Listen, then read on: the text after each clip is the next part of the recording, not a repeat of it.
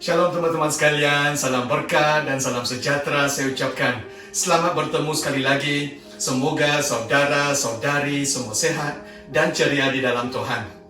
Hari ini kita masuk ke dalam sesi yang kedua, siri Memimpin Seperti Yesus. Dan ini adalah berkenaan dengan panggilan kita sebagai seorang pemimpin. Clarity atau kejelasan panggilan hidup kita adalah penting untuk kita menjadi seorang pemimpin yang efektif. Banyak orang memikirkan, saudara-saudari, bahawa panggilan Tuhan hanyalah untuk mereka untuk menjadi pastor, missionary ataupun bekerja sebagai pekerja sepenuh masa di gereja ataupun organisasi Kristian. Izinkan saya katakan cara pemikiran sebegini adalah salah.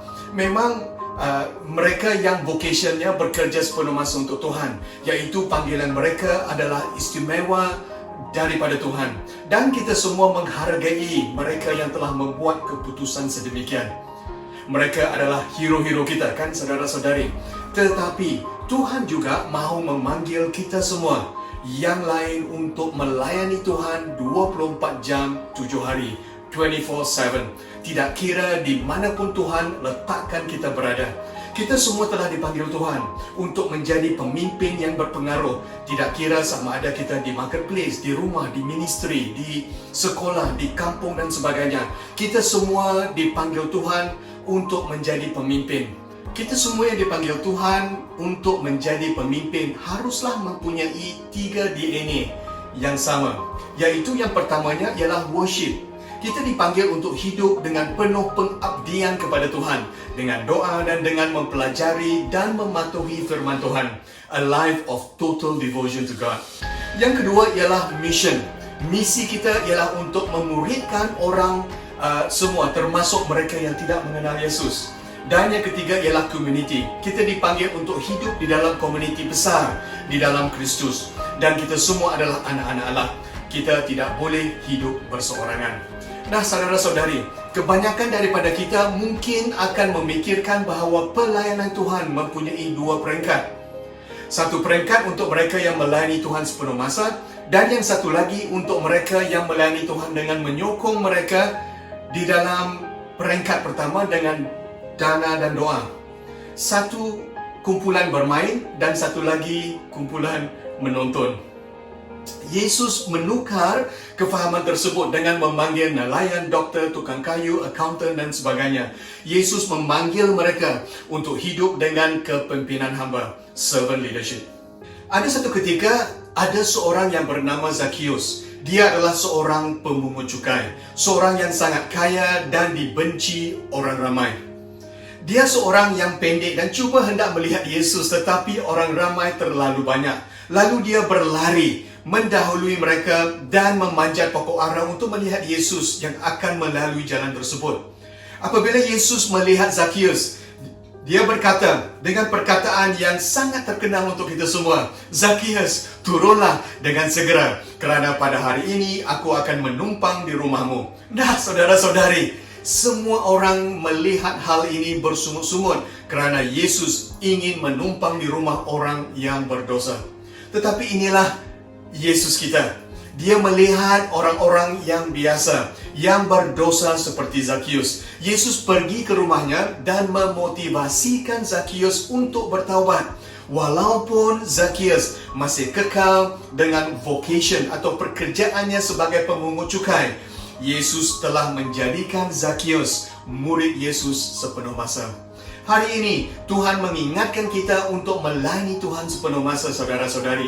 Walaupun kita masih mengekalkan vocation ataupun pekerjaan kita sebagai seorang doktor, nurse, petani, nelayan, accountant, engineer, pembantu rumah, student, suri rumah tangga, businessman dan sebagainya. Kesimpulannya, teman-teman sekalian, kita semua dipanggil oleh Tuhan untuk menjadi seorang pemimpin yang berpengaruh.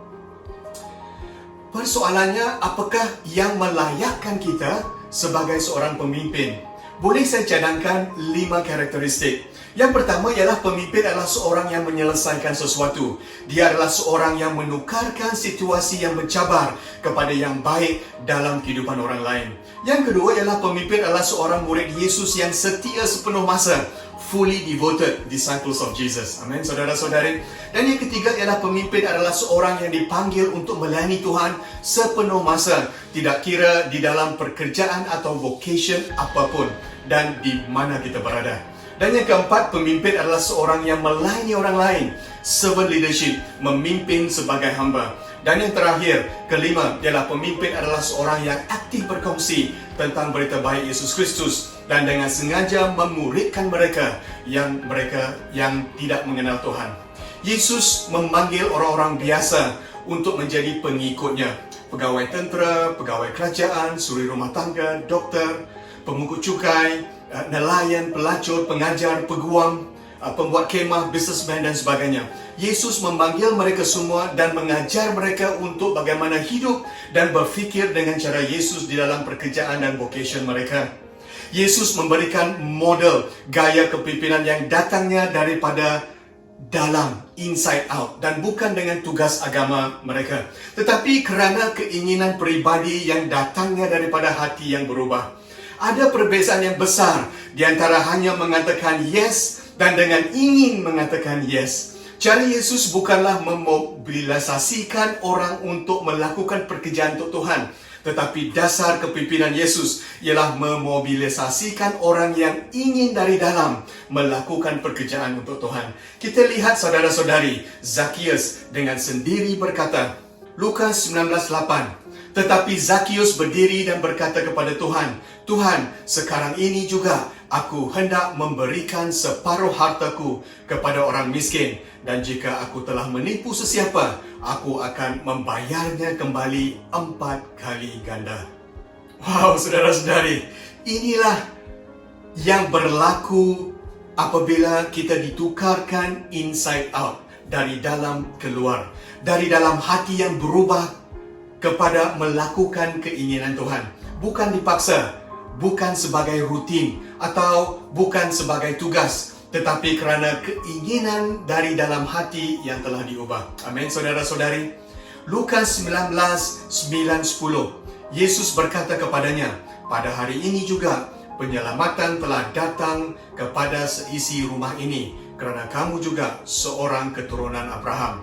Anak manusia datang untuk mencari dan menyelamatkan orang yang hilang.